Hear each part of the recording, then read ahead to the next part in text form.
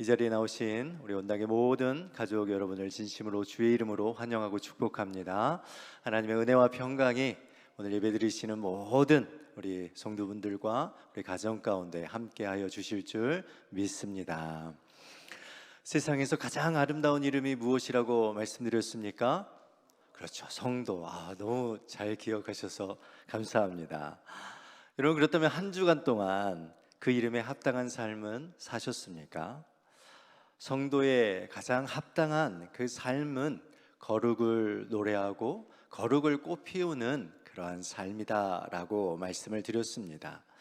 지난 금요 심야 기도회 시간 전에 급하게 호스피스 병원에 가서 원당의 우리 성도님의 한 분을 찾아뵙고 또 기도 드리고 왔습니다.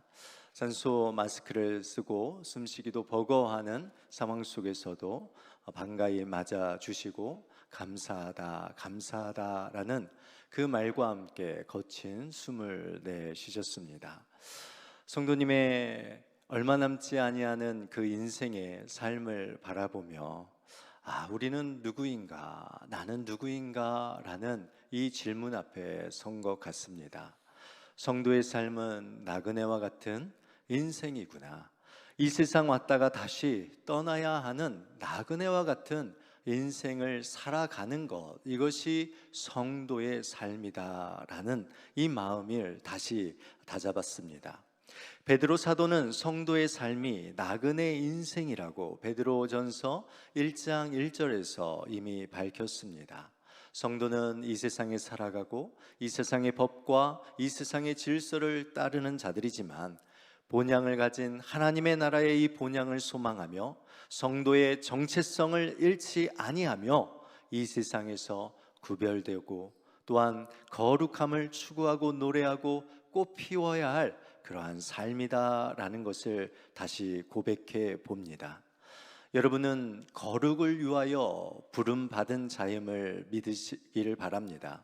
베드로전서 1장 16절 말씀에 보면 내가 거룩하니 너희도 거룩할지어다 라는 이 말씀, 하나님의 그 거룩하심을 따라 우리는 거룩한 자로, 거룩한 삶을 살아가는 자로 부름을 받았다라는 것이죠. 구약 성경에 보면 거룩이다라는 이 코데시라는 이 히브리 단어는 구약에서 600번 이상이나 사용되어집니다. 사랑이라는 단어가 한 400여 번 사용되어졌는데 그보다 훨씬 더 많은 빈도로 이 거룩이라는 단어가 사용되고 있습니다. 그만큼 성경은 우리에게 거룩의 삶을 말하고 있고 거룩을 강조하고 있다라는 것을 말하죠. 그래서 기독교는 도덕의 종교, 윤리의 종교가 아니라 거룩을 위한 종교다라고 말합니다. 성도가 어떤 것을 행함을 통하여서, 어떤 일을 함을 통하여서 거룩해지는 것이 아니라 완전한 거룩이신 하나님을 만나고 그를 만남을 통하여 거룩한 존재가 되었고 그 거룩한 존재가 살아가는 그 모든 삶이 거룩한 것이 되는 이러한 삶의 의식의 전환이 우리에게 필요하다라는 것입니다. 여러분 숨쉬고, 여러분 일어나고, 여러분이 살아가고, 직장 속에서 여러분이 만나는 모든 삶, 이 모든 것이 거룩을 위한 일이다라는 이러한 분명한 믿음의 고백을 드려야 할 것입니다. 그러기에 이 거룩이라는 것은 종교적인 행위도 아니고 개인의 영성을 위하거나 개인의 능력을 나타내는 것이 아닙니다. 거룩은 인간으로부터 오는 것이 아니기에 전적으로 완전한 거룩이신 그 하나님으로부터 부여받기를 원하는 것이고 우리는 부여받게 되는 것이죠. 그래서 거룩한 성도, 거룩을 추구하는 성도는 무엇을 구할 수밖에 없게 됩니까? 오직 하나님의 은혜를 바라고 하나님의 은혜를 구하는 그러한 삶을 살아가게 되기 때문에 그러한 삶을 통하여 우리의 인생이 거룩한 삶을 살아가게 된다라고 말하고 있습니다. 그래서 거룩하게 살아간다라는 것은 전적인 하나님의 본질, 하나님의 성품, 하나님의 속성을 닮아가는 일관되어지는 그러한 삶을 살아가고, 우리의 삶 속에 나의 생활 방식이 아니라 세상의 생활 방식과 방법이 아니라 나의 기쁨과 즐거움의 삶이 아니라 오직 하나님을 기쁘시게 하는 그 삶의 방식을 따라 살아가는 것이고, 하나님의 존재를 드러내는 거울과 같은 그러한 존재로 살아가는 것이 이 거룩을 위한 삶의 모습임을 말해주고 있습니다. 거룩은요, 하나님의 능력이다라는 것을 기억하셔야 합니다. 여러분, 거룩이 나타날 때만이 이 세상의 모든 것들이 분명하게 드러나고, 이 세상의 모든 것들 안에 정말 진짜가 무엇인지가 드러나게 되어집니다. 그래서 우리는 거룩 앞에 설 때 우리의 부족함을, 우리의 연약함을, 우리의 죄됨을 고백하게 되는 것입니다. 여러분, 거룩을 마주할 때 우리가 인생을 살아가는 세상으로부터 오는 고난도 바르게 마주할 수 있게 되어집니다. 여러분, 우리가 거룩을 추구할 때 인생의 방황도 끝나고, 거룩을 우리의 삶 가운데 선포할 때 세상에서 우리는 승리할 수 있으며 세상의 전쟁과 세상의 평화가 임한다는 것을 우리는 믿어야 합니다. 성도가 거룩을 노래하고 찬양할 때 영광스러운 하나님의 임재와 그 풍성한 영광이 우리의 삶 속에 누려지고 우리의 삶 속에 임한다는 것을 우리는 깨닫게 되어집니다. 우리가 거룩을 소망할 때 장차 임할 완성될 그 하나님의 나라를 소망하며 우리는 흔들리지 않는 믿음으로 이 믿음의 길을 걸어갈 수 있는 것입니다. 에베소서 1장 4절 5절 말씀에 보면 이렇게 말하고 있습니다. 곧 창세 전에 그리스도 안에서 우리를 택하사 우리로 사랑 안에서 그 앞에 거룩하고 흠이 없게 하시려고 그 기쁘신 뜻대로 우리를 예정하사 예수 그리스도로 말미암아 자기의 아들들이 되게 하셨으니. 아멘. 우리 하나님께서 여러분을 창세 전에 택하시고 예정하셨습니다. 여러분을 택하시고 예정하시고 이 구원의 그 놀라운 축복을 누리게 하신 이유가 무엇입니까? 본문에서는 거룩하고 흠이 없는 자로 살게 하시고 우리의 모든 삶이 하나님을 기쁘시게 하는 그러한 삶을 살아가며 이 땅에 하나님의 백성으로, 하나님의 자녀로, 아들됨의 그 삶을 살아가는 삶이다라고 말하고 있습니다. 여러분, 그렇다면 어떻게 이 세상에서 성도가 거룩하고 흠이 없게 살아갈 수 있습니까? 어떻게 하나님만을 기쁘시게 하는 이 하나님의 거룩한 백성과 자녀됨을 이루며 살아갈 수 있습니까? 오늘 사도 베드로는 우리에게 이 질문에 대한 답을 하고 있는 것입니다.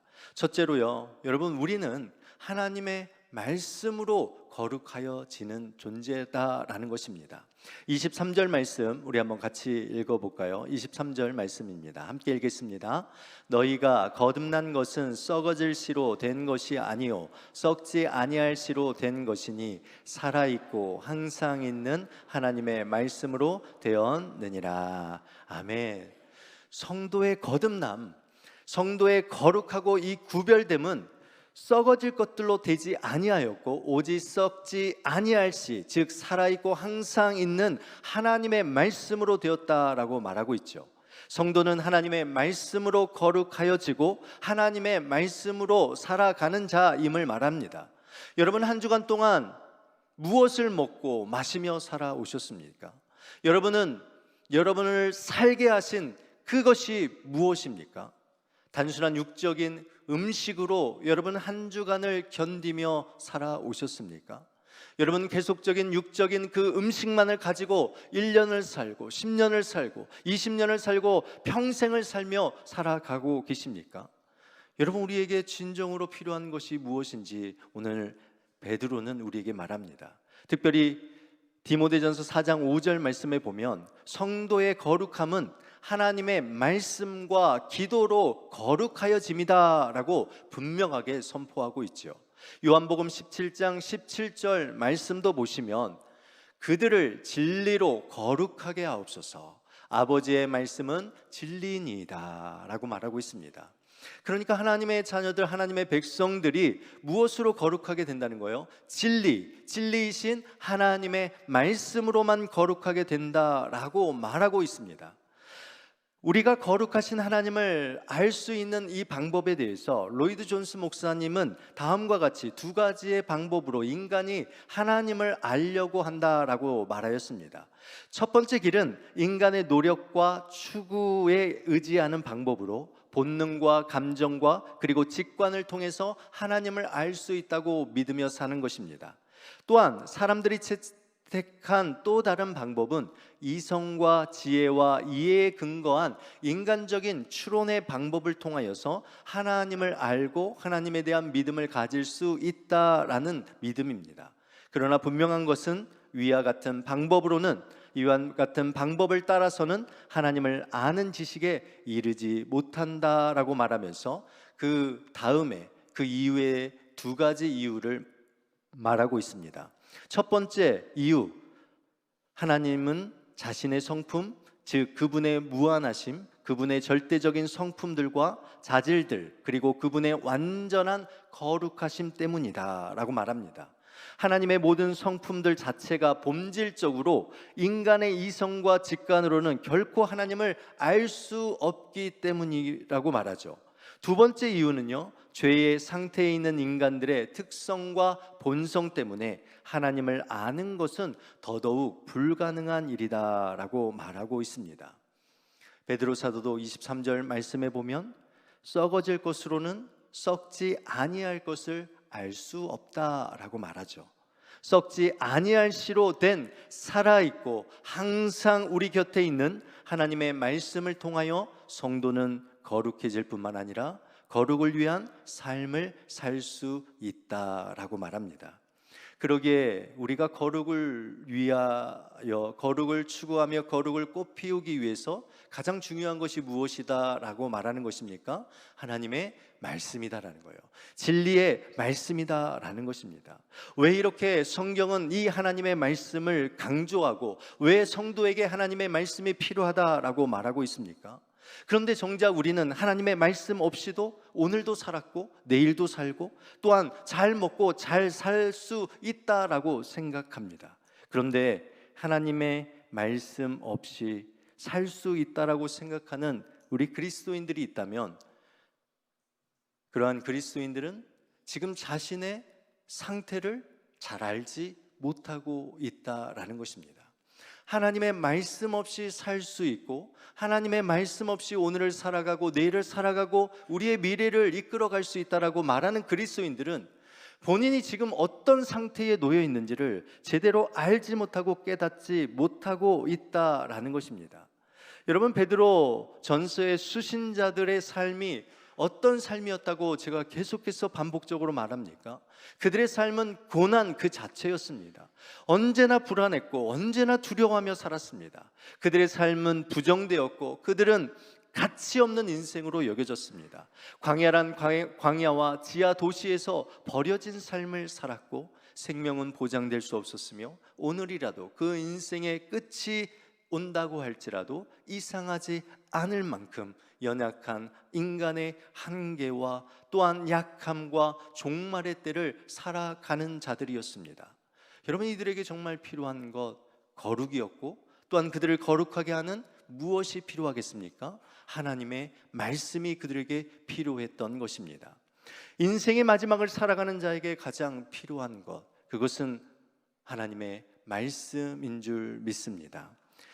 호스피스 병원에 계시는 성도님과 이야기하시면서 성도님께서 제게 입을 떼어 말씀하셨습니다. 목사님, 두려워요 라는 말씀이었습니다. 두려워요.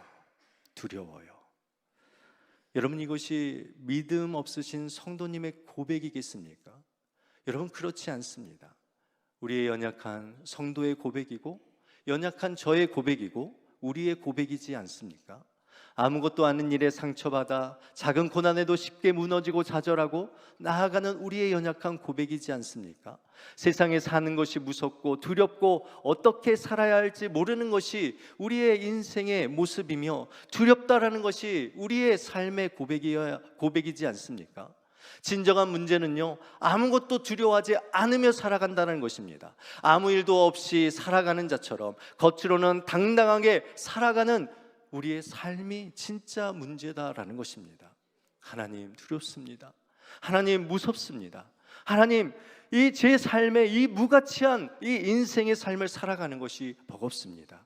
유한하고 썩어질 것들에 목매고 너무나도 연약하게 그지없는 나의 이 연약한 인생입니다. 우리 이렇게 솔직한 이 고백을 주님 앞에 드려야 되지 않겠습니까? 그래야지 그곳에 우리에게 영원하고 변하지 아니하는 이 하나님의 말씀의 그 필요성을 갖게 되어지는 것입니다. 그래야지 영원하고 매이지 않는 이 생명의 그 말씀이 우리를 다시 살게 하고 우리를 새롭게 하고 우리를 거룩한 삶으로 이끌어내게 되는 것입니다. 인간의 한계, 우리의 힘으로 할 수 없는 그때, 여러분 죽음이라는 그 종말의 때를 경험할 때, 여러분 우리에게 그 무엇보다도 하나님의 말씀이 필요하고 하나님의 말씀을 붙들고 하나님의 말씀을 소망하며 나아가야 될 줄 믿습니다. 금요일 저녁 두렵다라고 말씀하신 성도님께 스바냐 3장의 말씀을 통하여 위로하고 도전하고 우리에게 주어진 이 구원이 두려워할 것이 아니라 우리 주님께서 우리에게 주신 이 하나님의 이 말씀을 붙들 때 우리는 이 어려운 때를, 이 힘든 때를, 이 두려운 때를 확신하며 이기며 나아갈 수 있다라고 이 스바냐 3장의 말씀을 통해서 제가 우리 성도님을 위로하고 또한 기도하였습니다. 오늘 이 시간 종말의 때를 보내고 있는 분들이 계시다면, 고난의 때를 보내고 계시는 분들이 계시다면 오늘 이 말씀이 주님의 음성으로 들려지고 이 말씀을 붙들고 새로운 인생의 삶을 살아가시기를 주님의 이름으로 축원드립니다. 제가 읽겠습니다. 시온에 따라 노래할지어다. 이스라엘아 기쁘게 부를지어다. 예루살렘 따라 전심으로 기뻐하며 즐거워할지어다. 여호와가 내 형벌을 제거하였고 내 원수를 쫓아냈으며 이스라엘 왕 여호와가 내 가운데 계시니 내가 다시는 화를 당할까 두려워하지 아니할 것이라. 그날의 사람이 예루살렘에게 이르기를 두려워하지 말라. 시온아 내 손을 늘어뜨리지 말라. 너의 하나님 여호와가 너의 가운데 계시니 그는 구원을 베푸실 전능자이시라. 그가 너로 말미암아 기쁨을 이기지 못하시며 너를 잠잠히 사랑하시며 너로 말미암아 즐거이 부르며 기뻐하시리라 하리라. 아멘. 여러분, 이 말씀이 얼마나 큰 위로가 됩니까? 얼마나 이 말씀을 붙들고 살아갈 때 그 두려움은 우리에게 평강으로 다가오지 않겠습니까? 베드로 사도도 1장 24절과 25절 말씀에서 우리에게 말씀하고 있습니다. 그러므로 모든 육체는 풀과 같고 그 모든 영광은 불의 꽃과 같으니 풀은 마르고 꽃은 떨어지되 오직 주의 말씀은 세세토록 있도다 하였으니 너희에게 전한 복음이 곧 이 말씀이니라. 아멘. 우리의 육체는, 우리의 삶은 풀과 같습니다. 우리의 몸은 꽃과 같습니다. 그래서 풀은 마르고 꽃은 떨어지는 그러한 인생의 나그네와 같은 연약한 인생의 모습이지만 우리가 이러한 삶 속에서 진정으로 붙들 수 있는 것은 오직 영원하고 오직 우리에게 영원한 생명을 주는 이 하나님의 그 말씀뿐이다라는 것입니다. 이 세상 살아갈 때 우리를 거룩하게 하고 우리를 거룩한 삶으로 이끄시는 이 하나님의 그 말씀의 능력을 온전히 붙들고 살아가는 성도님들이 되시기를 주님의 이름으로 축원드립니다. 베드로 사도가 24절과 25절 말씀을 인용한 것은요, 구약 성경의 이사야서를 인용한 말씀입니다. 왜 굳이 이 베드로 사도가 이사야서의 말씀, 왜 풀은 마르고 꽃은 떨어지는 이러한 이야기를, 우리 인생에 대한 이야기를 오늘 이 말씀 가운데서 하고 있을까라는 것이죠. 이사야 선지자는요, 그 당시 이 이스라엘 백성들이 바벨론의 포로가 되어지는 이 고난 가운데서 하나님의 그 말씀의 생명력과 영원성이 어떻게 드러난지에 대해서 우리에게 말하고 있습니다. 바벨론의 포로의 의미는 죽음을 의미하였고 예루살렘의 성과 성전이 불타며 그들이 포로된 삶은 멸망을 의미하였습니다. 죽음과 같은 바벨론 시대 안에서 여러분, 모든 것이 다 끝났다라고 생각하지 않았겠습니까? 모든 것이 이제 절망이라고 생각하지 않았겠습니까? 그런데 그곳에서조차 하나님의 말씀은 매이지 아니하였다라는 것입니다. 하나님의 말씀은 사라지지 아니하였다라는 것입니다. 하나님의 말씀은 썩지 아니하였다라는 것입니다. 포로된 그 이스라엘 백성의 그 삶 속에서도 하나님의 말씀은 여전히 살아있었고, 하나님의 말씀은 여전히 생명을 가졌고, 이스라엘 백성들 안에 그 생명을 낳았으며 그들이 그 말씀의 그 생명을 붙들고 다시 부흥케 되었다라는 것입니다. 포로된 백성의 그 절망의 숨 속에서도 그들이 거룩을 상실하지 아니하고 그 거룩한 삶을 살아내는 그러한 자로 세워졌다라는 것이죠. 그곳에서 하나님의 신실한 약속과 그 성취를 붙들며 그들이 다시 돌아올 날을, 다시 회복될 날을 기억하며 나왔다라는 것을 오늘 이 베드로 사도가 이 이사야 선지자의 이 말씀을 인용하여 우리에게 말해주고 있는 것입니다. 사랑하는 성도 여러분, 하나님의 말씀은요, 이 세상에서 우리가 살아갈 수 있는 힘과 은혜와 능력을 줍니다. 하나님의 말씀은요, 우리가 이 세상을 살아갈 때 잠시 우리의 삶을 멈추게 하고 우리의 존재가 누구인지, 세상의 소리와 세상의 힘과 권력보다 하나님의 그 말씀에 그 최종적인 권위를 두며 살아가는 자들에게 주어지는 그 놀라운 생명과 영원한 가치를 우리에게 깨닫게 해주신다라는 것입니다. 우리가 하나님의 말씀 앞에 붙들린 바 되어질 때, 여러분, 우리는 썩어질 것과 썩지 아니할 것을 분리할 수 있습니다. 여러분, 눈에 보이는 것과 보이지 아니하는 영원한 것을 우리는 구별할 수 있습니다. 여러분, 무가치한 것과 영원한 가치를 가진다라는 것이 무엇인지를 우리는 하나님의 말씀을 통하여서 우리는 분별하게 되어지고, 그 분별한 그 말씀을 가지고 우리는 거룩함을 이 땅에서 살게 되는 것입니다. 두 번째로, 성도는 하나님의 말씀에 순종하는 그 삶을 살아가야 합니다. 말씀에 순종할 때 우리는 거룩해집니다. 말씀에 순종할 때 우리의 영혼은 깨끗해집니다. 말씀에 순종하며 나아갈 때 우리의 삶의 거룩의 열매가 맺어진다라는 것입니다. 우리 22절 말씀 우리 함께 읽도록 하겠습니다. 같이 읽겠습니다. 너희가 진리를 순종함으로 너희 영혼을 깨끗하게 하여 거짓이 없이 형제를 사랑하기에 이르렀으니 마음으로 뜨겁게 서로 사랑하라. 아멘. 너희가 진리, 하나님의 말씀이잖아요. 하나님의 말씀을 순종하면 어떤 일이 벌어진다고요? 우리의 영혼이 깨끗해진다는 거예요. 우리의 영혼이 깨끗함을 통하여 우리가 거룩한 삶을 살게 된다라는 것입니다. 우리가 이 하나님의 이 진리의 말씀에 순종할 때 우리의 마음의 생각과 행동을 변화시키고, 또한 우리 안에 있는 욕심과 욕망이 제거되어지고 우리 안에 내적인 그 변화를 통하여서 하나님의 이 거룩한 능력이 회복되어진다라는 것입니다. 우리의 영혼이 깨끗함을 받아야 되지 않겠습니까? 거룩은 깨끗함입니다. 거룩은 순결함입니다. 그래서 거룩한다라는 것은 화려함이 아니라 깨끗함을 의미한다라는 것입니다. 그릇의 깨끗함은요, 그릇의 깨끗함은 사용하지 않기 때문에 그 깨끗함을 유지하는 것이 아닙니다. 그렇죠? 한번 예를 들어볼까요? 여러분이 정말 아끼는 그릇이 있습니다. 금그릇, 정말 소중한 그 그릇이 있습니다. 그 그릇을 여러분 10년 동안 사용하지 않고 놔둔 그릇이라고 생각해 보십시오. 그 그릇의 가치는 여전히 그 가치 있는 그릇입니다. 그런데 우리가 밥을 먹을 때 그 그릇을 꺼내서 10년 동안 쌓여있는 그 먼지의 그릇에 여러분 밥을 푸고 국을 퍼서 드실 분이 계십니까? 아, 맛있게 먹자라고 말할 수 있는 분이 계십니까? 아니죠.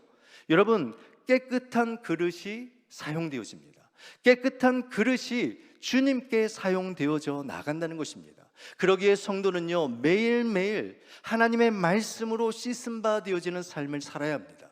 그것은 듣는 것이 아니라 그 말씀을 듣고 뭐 하는 거예요? 순종하는 것입니다. 우리가 하나님의 말씀을 대하고 그 말씀에 전적인 믿음과 신뢰를 가지고 순종하며 나아갈 때, 여러분, 우리의 삶에 더러워지고 우리의 삶이 깨끗하지 못한 것들이 다 씻어지는 그런 은혜와 역사가 있게 되는 줄 믿습니다. 그래서 하나님의 말씀에 순종하면 순종할수록 우리의 영혼이 깨끗해지므로 우리는 우리의 시간, 우리의 방법, 우리의 방식을 살아가는 것이 아니라 하나님의 시간과 하나님의 속도와 하나님께서 원하시는 것들을 우리의 삶 가운데서 우리는 발견하며 나아가게 되는 것이죠. 그래서 하나님의 말씀에 순종할 때 성도들은 강력해지는 것입니다. 하나님의 말씀에 순종할 때 우리는 성도들이 더 진리의 그 반석 위에 거룩한 뿌리를 내기 때문에 흔들리지 아니하는 그러한 삶을 살아가게 되는 것입니다. 거룩한 삶은 하나님을 사랑하는 것이며 거룩한 그 삶은 바로 내 곁에 있는 이웃과 성도들을 뜨겁게 사랑하는 것이다 라고 말하고 있습니다. 깨끗한 그릇을 우리 주님께서는 사용하십니다. 어떻게요? 거짓이 없이 형제를 사랑하기에 이르렀으니 마음으로 뜨겁게 서로 사랑하라 라고 말하고 있습니다. 거룩이 하나님을 사랑하는 것이다 라고 말씀드렸죠. 하나님께서 사랑하시는 그 사랑을 우리도 그대로 살아내는 것, 이것이 거룩의 모습입니다. 그러기에 우리의 주변에 있는 이웃들을 사랑하는 것, 이것 또한 거룩의 삶이다라는 것을 우리에게 말씀해 주고 있습니다. 저는 매주 주보를 보면서 참 흐뭇해하는 것이 한 가지가 있습니다. 제가 하는 것은 아니지만 우리 주보를 보면 중앙에 보면 새가족 등록 현황이 있습니다. 새가족이 오는 것도 되게 감사하고 또한 좋아합니다. 그런데 새가족 등록 현황 옆에 새가족 1:1 양육 현황을 저는 더 주의 깊게 봅니다. 이번 주에도 우리 성도님 한 분이 말씀에 순종함으로 새로운 영혼들을 사랑하는 마음으로 말씀과 함께 사랑하고 그 말씀을 양육함을 통하여서 이 아름다운 이 말씀의 순종을 살아가고 계시는구나 라는 이것 때문에 저는 주보를 만들고 주보를 펼 때에 가장 먼저 보는 것이 이 새가족 1:1 양육 현황입니다. 여러분, 말씀에 순종하는 자들에게는 놀라운 은혜가 임합니다. 말씀을 순종하는 자에게는 놀라운 능력이 임합니다. 여러분, 말씀을 순종하는 자에게는 거룩이라는 삶이 주어지고 또한 그 거룩이라는 삶을 통하여서 정말 성도들을 사랑하고 그 성도들을 섬기는 그러한 모습이 나타나게 되어집니다. 그래서 거룩은요, 절대로 개인적이지 않습니다. 여러분, 거룩이란 말은 개인의 영역을 뛰어넘어 공동체로 나아가는 거예요. 거룩합시다, 거룩을 위해 추구합시다, 거룩한 삶을 삽시다 라는 것은 개인 혼자서 거룩하는 그러한 삶이 아니라 함께 거룩해지고 함께 거룩함을 위하여 싸우고 함께 거룩함으로 서로 사랑하며 열매 맺어가는 것, 이것이 진정한 이 거룩의 모습임을 우리에게 말씀해 주고 있습니다. 사랑하는 원당의 성도 여러분, 말씀을 듣는 것에서 멈춰서지 않길 원합니다. 말씀을 듣고 순종하십시오. 그렇다면 그 말씀이 여러분을 깨끗게 하여 주실 줄 믿습니다. 말씀에 여러분의 삶을 새롭게 하여 주실 줄 믿습니다. 그리고 여러분의 삶에 놀라운 영혼을 마음에 품고 또한 이 세상을 품고 살아갈 수 있는 그 거룩의 삶을 살게 하여 주실 줄 믿습니다. 마지막으로 하나님의 말씀을 사모하는 성도가 되어야 합니다. 성도는요, 다른 어떤 것보다도 하나님의 말씀을 사모해야 합니다. 우리 2장 1절부터 2장 1절에서 2절 말씀 함께 읽겠습니다. 그러므로 모든 악독과 모든 기만과 외식과 시기와 모든 비방하는 말을 버리고 갓난 아기들같이 순전하고 신령한 젖을 사모하라. 이는 그로 말미암아 너희로 구원에 이르도록 자라게 하려 함이라. 아멘. 거룩한 성도가 정말 사모해야 될 것은 하나님의 말씀이에요. 하나님의 말씀을 사모한다는 것은요, 하나님의 말씀 앞에 나의 모든 삶을 다 열어놓는다는 것입니다. 개방한다는 것입니다. 그러니까 감춰진 것이 없고 숨겨진 것이 없고 나의 삶의 영역 가운데, 시간 가운데 이것은 따로 떼어놓고 하나님께 드려지고 나머지 시간은 내 삶을 살아가는 것이 아니라 나의 모든 전 영역을 하나님의 말씀 앞에 개방함을 통하여서 하나님의 말씀이 아무런 거부감 없이, 하나님의 말씀이 어떠한 방해 없이 나의 삶 가운데, 나의 심령 가운데 그대로 들어오고 또한 뿌리 박히는 것을 말하는 것이죠. 그러기에 우리는 큐티하거나 말씀을 보거나 예배 드리는 시간에만 말씀에 대한 사모함을 갖는 것이 아니라 그 위에 모든 시간 속에서 우리는 하나님의 말씀을 사랑하고 그 말씀을 붙드는, 읊조리는 그런 삶을 살아야 됩니다. 시편 119편 97절에 보면 시편의 저자가 하나님의 말씀에 대한 그 간절한 마음을 이렇게 표현합니다. 내가 주의 법을 어찌 그리 사랑하는지요, 내가 그것을 종일 작은 소리로 읊조리니이다 라고 말하고 있습니다. 하나님의 말씀을 사랑하며 그 삶을 어떻게 해요? 종일이라고 말하고 있습니다. 여러분, 우리가 하나님의 말씀을 사모하면 무슨 일이 일어납니까? 2장 1절이죠. 그러므로 모든 악독과 모든 기만과 외식과 시기와 모든 비방하는 말들이 버려지게 되어지는 거죠. 우리 안에 있는 모든 악함들이 사라지게 되어지죠. 옛 자아와 옛 성품들이 사라지게 되어집니다. 하나님의 그 말씀을 사모할 때에 우리 안에 채워지지 아니하였던 그 빈 마음들이 하나님의 말씀으로 채워지게 되어지는 것입니다. 하나님의 뜻과 하나님의 성품과 하나님의 계획과 하나님의 놀라운 것들로 채워지게 되는 것이 이 말씀을 사모하는 자에게 주어지는 놀라운 은혜입니다. 여러분, 갓난아기가 정말 필요한 것이 무엇이겠습니까? 여러분, 갓난아기에게 스타벅스 커피가 필요하겠습니까?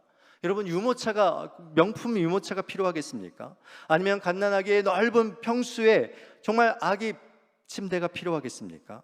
여러분, 아기에게는 오직 그가 먹고 살아야 될 젖이 필요한 것입니다. 갓난아기에는 다른 것이 섞여 있는 것이 아니라 정말 조금의 불순물 없이 아이에게 그 어떠한 해도 되지 아니하는 가장 좋은 최고의 이 엄마의 젖이 필요한 것입니다. 여러분에게 무엇이 필요합니까? 여러분은 장성하다고, 나는 더 이상 하나님의 신령한 말씀이 필요 없다라고 말하는 분이 계십니까? 아니요. 우리는 그 어떤 것보다도 하나님의 이 말씀이 필요한 인생임을 기억하시기를 바랍니다. 저에게 자녀가 셋이 있습니다. 이상하게 자녀를 출산할 때마다 참 힘든 고비가 있었고 아픔이 있었습니다. 첫째의 출산에서도 동국대 병원에 입원했던 이야기를 제가 한번 했었는데요. 둘째 딸이 태어나 때이었습니다. 둘째 딸이 태어나서 간호사가 그 아이를 저와 제 아내의 품에 안겼습니다. 참 너무 감격스러운 순간이었습니다. 그런데 조금 후에 우리 간호사분이 들어오셨는데 아이를 딱 보더니 그 아이를 그냥 탁 낚아채서 밖으로 탁 뛰쳐나가는 거예요.